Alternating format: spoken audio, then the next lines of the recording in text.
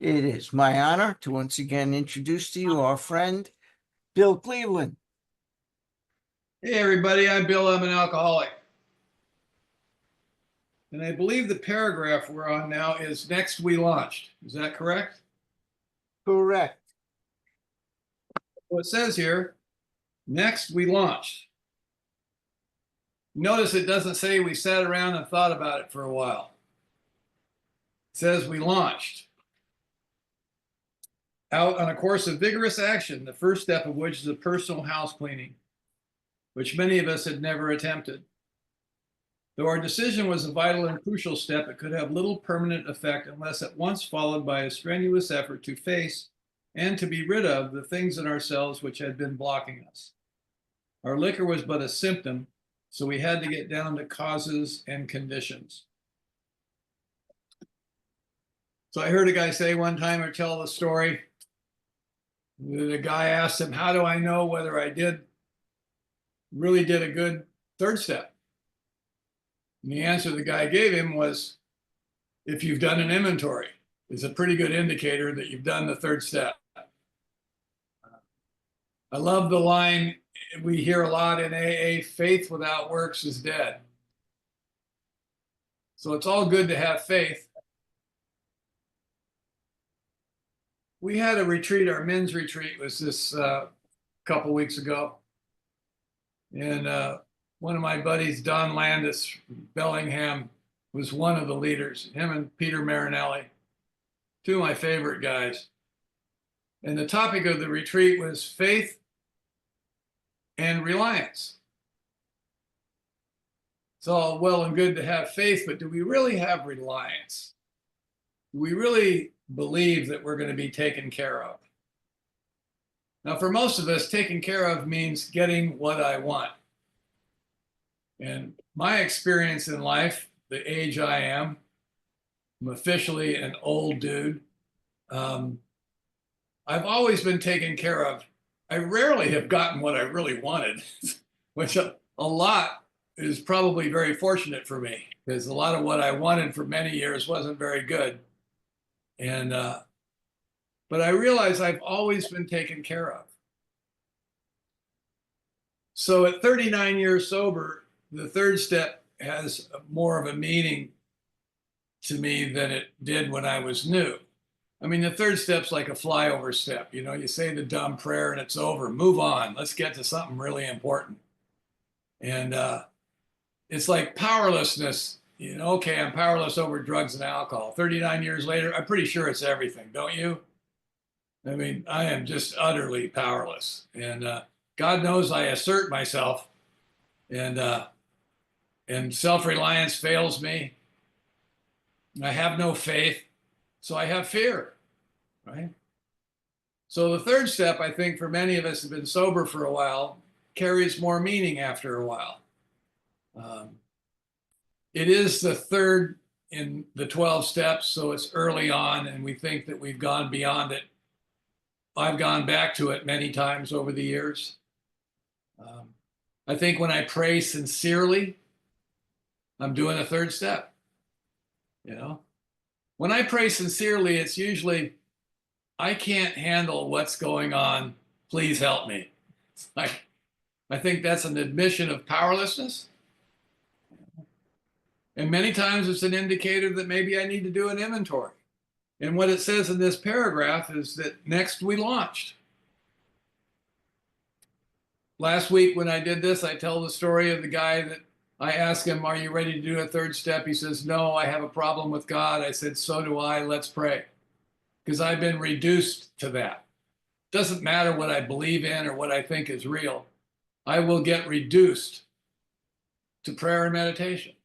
You know, I get reduced to it. It isn't something that comes very naturally to me. More so now today. That's not totally true. I think I've grown up a little bit, you know, and but I am by nature, and I think most people are self-reliance people. And what the third step tells me in that third step prayer is that I'm not running the show. And there's something important about that ceremony of doing the third step. I think there's something important about doing it with someone else, to having a witness that you've done it. You know, that kind of thing. I think it's important. I think it's very symbolic, and symbolism is important. Um, you know, many people say I can't meditate, my head's too busy. I ask them, have you made the amends? You know, you do these steps little by slowly, you get reduced to prayer and meditation. My experience doing this over the years, I've had some pretty powerful experiences doing third steps with men. But more often than not, the poor bastard just goes through with it, but he's not happy with it, you know? I mean, he's not comfortable. He's not comfortable holding my hand. He's not comfortable getting on his knees. Some years ago, I quit making them get on their knees. You know, when the steps were first written, when Wilson wrote the steps, he said, on our knees. And everybody complained about that. One guy said, Bill, stand them up. You know, don't do that to us, you know? But, you know, there's guys that I do it with now, guys that have been sober a while, and we'll get on our knees out in my backyard and say a prayer and mean it. You know, it's a different animal when some guy that's 15, 20, or 25 years sober asks you to sponsor him or asks you for help. It doesn't have to be that. Will you work the steps with me? That's a different creature, isn't it? Usually when that guy comes up and asks you that, he's completely defeated. He's like, he's tried everything. And finally he asks the guy that he doesn't really like, you know, because he figures, I need to do something here. I need a change in my life. And when you do a third step with someone like that, it's pretty sincere. I've had some guys write out their own third step that was pretty profound. I mean, really, several that are quite poetic. And what makes that profound and poetic is sincerity. You know, I need help. I need help. One of the stories I tell about myself is at 20 years sober, I was getting very ill, and with the liver disease, I had hepatitis C, and I think I mentioned last week I had a liver transplant. 30 years sober. At 20 years sober, I started getting really sick. Near the end of that whole ordeal, they were draining 5 to 7 liters of fluid out of my abdomen and my chest every 3 or 4 days. But at 20 years sober, I was on interferon trying to get rid of the hep C, and I was a mess. And I was in Hawaii to lead a retreat, and I read The Power of Now on the plane, and it really had a profound impact on me. And what I say is that I started meditating with intent. And what I mean by intent is I need real help. I need some help. And I sat on this bench in Hawaii and in between 2 of the sessions, and I said a prayer and I meditated and I opened my eyes, and across this beautiful little valley in Hawaii, the wind blew through the trees. And the wind wasn't blowing on me. I couldn't feel the wind. It was purely visual. It was across this valley, and it blew through the trees like a hand just raking through grass. And I watched that, and I just went, there you are. There you are. I've been looking for you, you know. Where have you been? You said you'd help me come across. And I really, really meant that. I think probably that prayer that I said on that hillside that day, at that point in my life, was the most sincere prayer I've ever said. I mean, I've cried out for help before, but this one was, I was more awake to it. And that's a third step.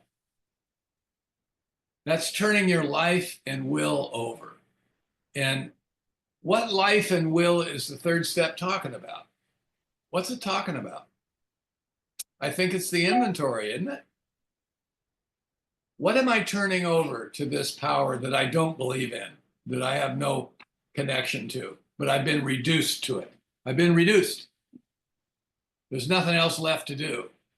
There's no more inventory to take. There's nobody else to talk to. At some point, I need to cry out for help, to acknowledge the powerlessness.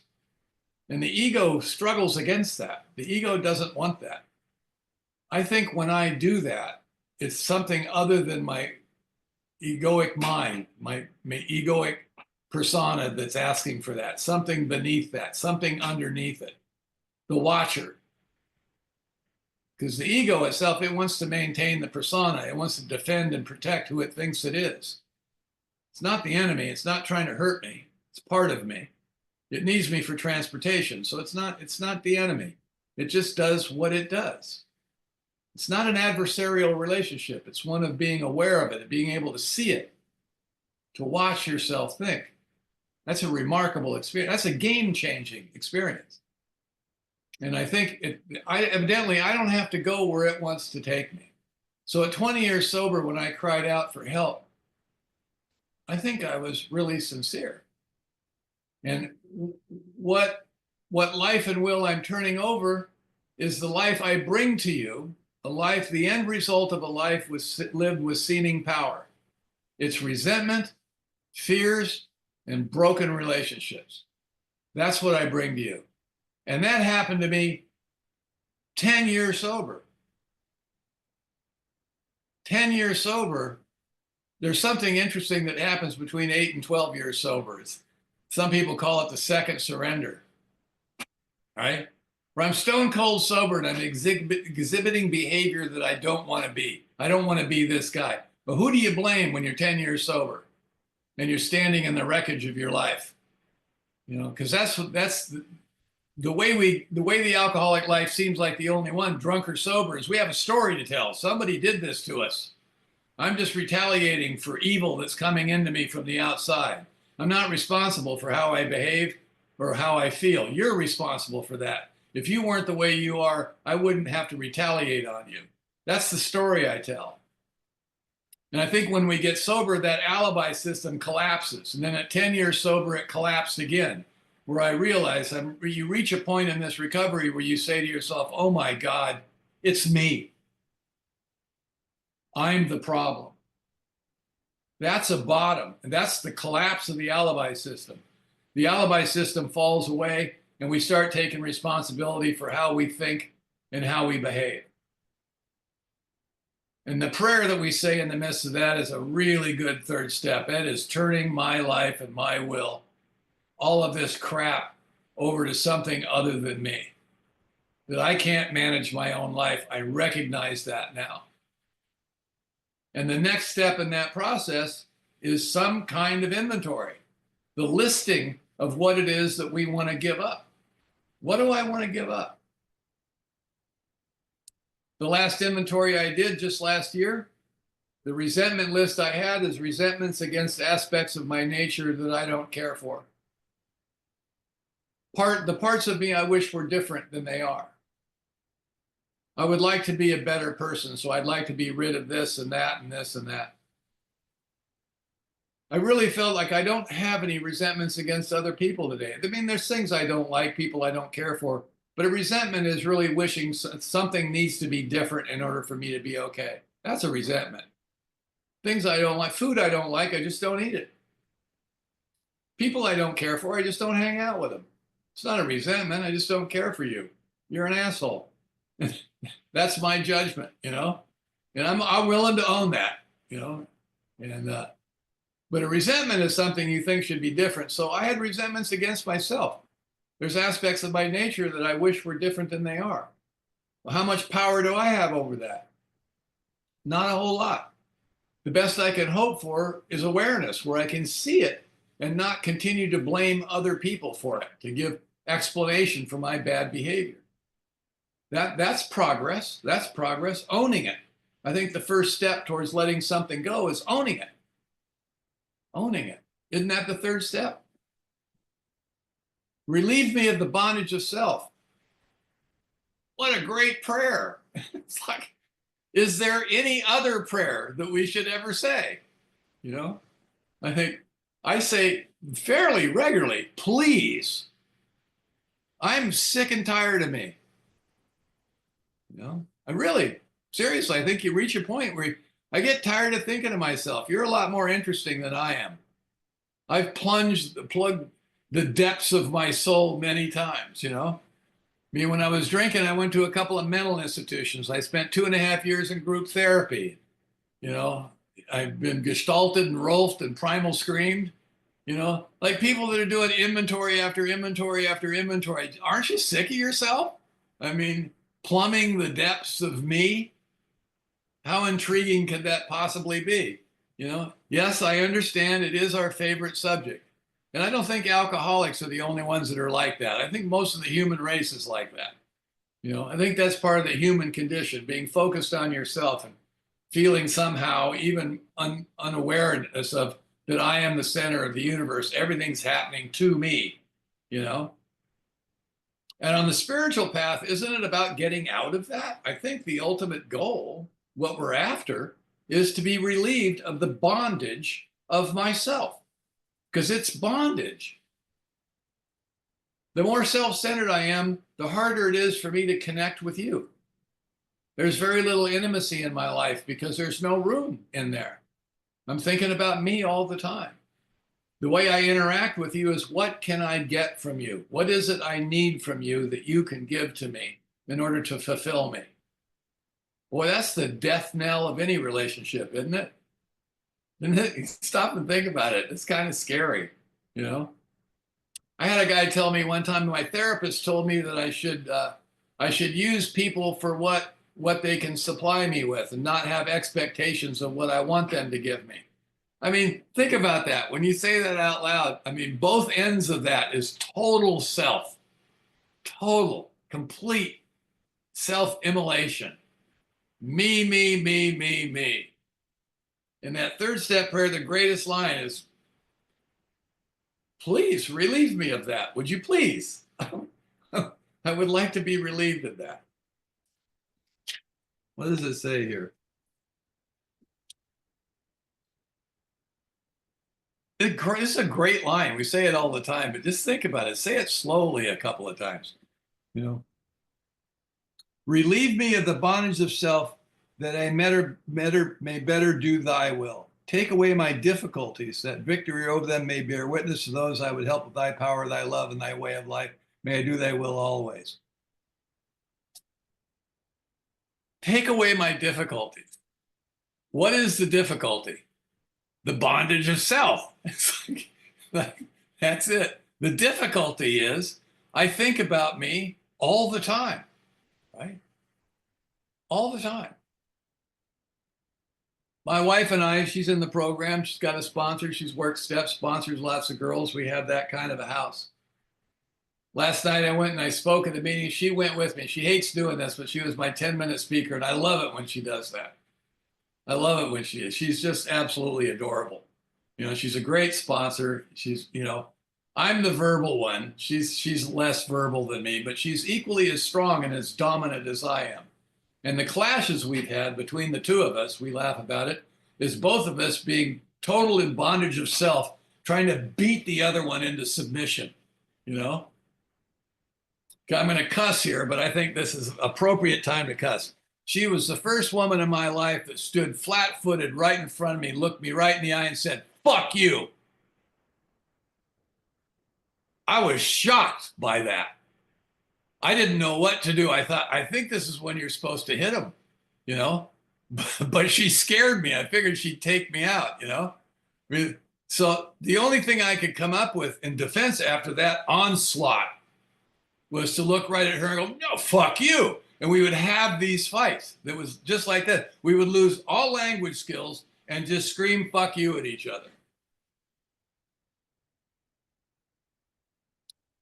We took divorce off the table. The last time we had one of those fights, we both went into separate rooms in the house and just burst out laughing. It was just high school. And I'm 60 at that time. She's 50 something, you know? I mean, this is high school. And we're sober a while. We're not newcomers, right? I mean, I'm an official AA guru. I'm sponsoring half the South Bay.